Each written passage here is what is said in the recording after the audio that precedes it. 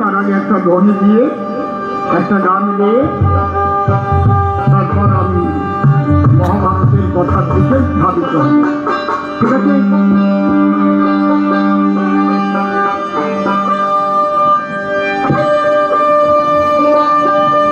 জয় জয় রাধা কৃষ্ণ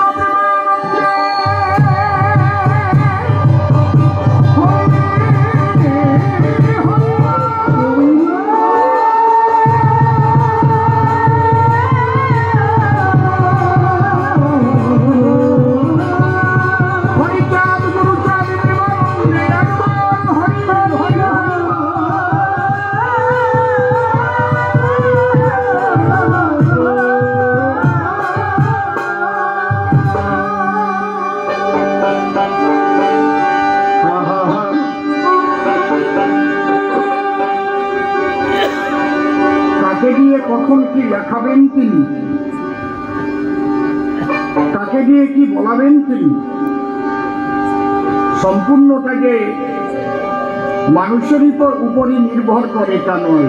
যারা একটু গুরুমুখী মানুষ, যেমন সকালে বাবাজি বলছিলেন অনিতার হার্ট অপারেশন করবার জন্য যে গান করে, অনিতা অপারেশন থিয়েটারে নিয়ে গেছে, নিয়ে গিয়ে পরীক্ষা করে দেখে এত ভক্তি, হার্ট বা এমনি ভালো হয়ে গেছে। ডাক্তার অবাক হয়ে গেছে, তাহলে এটাকে কি করে হলো? এখানে বিজ্ঞান ফেল করে গেল ভক্তির কাছে। এই জন্যে ভরদ্বাজ ঋষি একটা কথা বলি সবার পাশাপাশি, তোমার গুরুদেব যে রামায়ণ লিখেছিল সেটাও তার ইচ্ছাই না, এটা নারদ এবং ব্রহ্মার আশীর্বাদের ফল। আমি এইটুকুই বুঝি, ও দয়াল সবই তোমার খেলা গো, দয়াল সবই তোমার খেলা,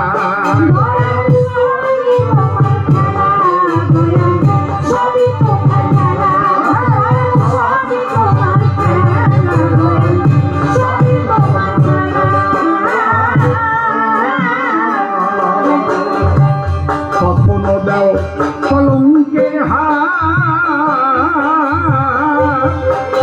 আবার কখনো বড় ফুলের মালা, সবই তোমার খেলা, সবই তোমার খেলা। তুমি কখনো দাও কলঙ্কের হাত, আবার কখনো বড় ফুলের মালা, সবই তোমার খেলা, সবই তোমার খেলা।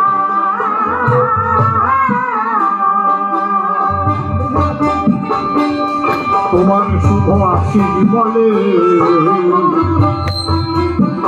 কোনটা একটু বেশি আছে, জন্মিলায় মন্ডলে পাতলিয়া ফলে ফলে দেখেছি এলাম,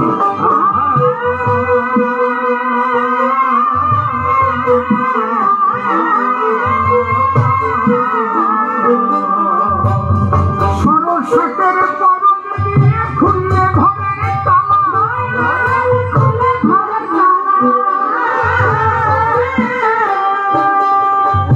একটু রিভাইভ লাগবে মাইকে। সরস্বতের পরম দিয়ে খুললে ঘরের তালা,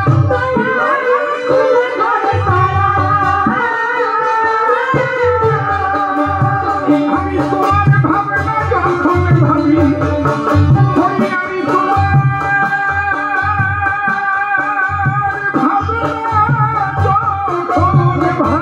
ভাবি, হয়ে থাকি প্রেম বিভোলা, সবই তোমার খেলা, সবই তোমার খেলা। তুমি কখনো সাজাও ভিখারি,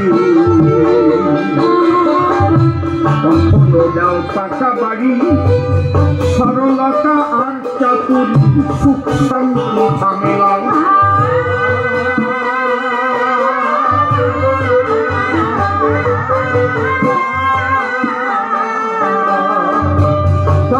ভয়ে